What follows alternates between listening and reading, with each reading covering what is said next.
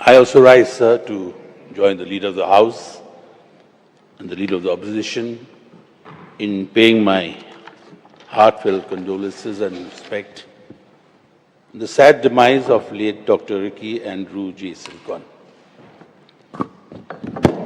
Sir, I knew Dr. Ricky. We were from the same locality, and he was a member of the Boxer Presbyterian Church, and we used to meet very often.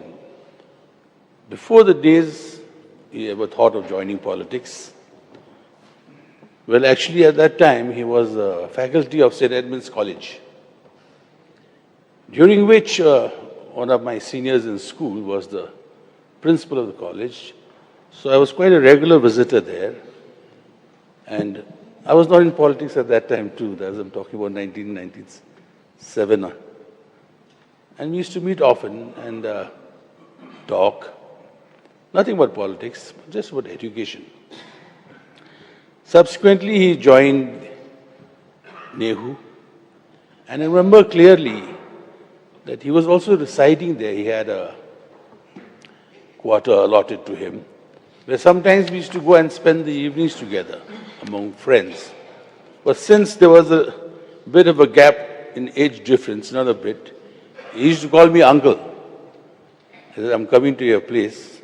You make sure you have some dinner for me. He says, no problem, uncle, we'll do that. So that was our association, more as a younger, much younger to me. And subsequently, when he joined politics, we were all surprised. Because Ricky, late Dr. Ricky, I used to call him Ricky, I said, how will you manage?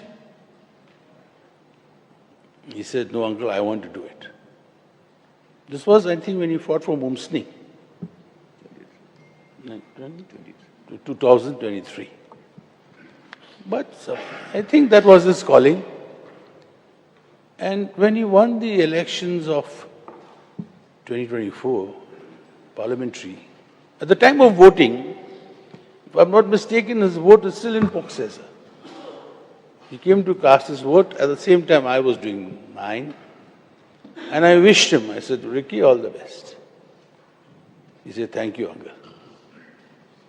After that, of course, you all know he won with a thumping majority, and I didn't see him much after that.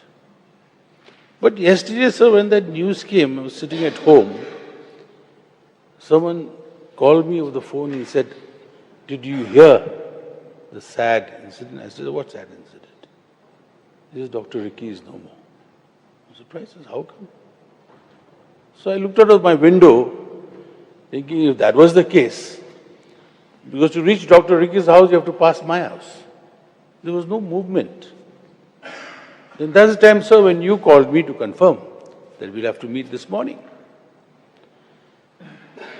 I went to the house yesterday, since I know his siblings who live there, and there was a huge gathering. I felt sad that such a promising, young politician, come gentleman actually, he was more of a gentleman than a politician. And like the Honorable Leader of the House said, he would have contributed tremendously to the development of our state as a parliamentarian. So, sir, what to say? These are God's ways. I only can pray that his family gets the strength to sustain this loss, to bear and shoulder this immense loss, and may God grant him eternal peace. So, Dr. Ricky, go in peace.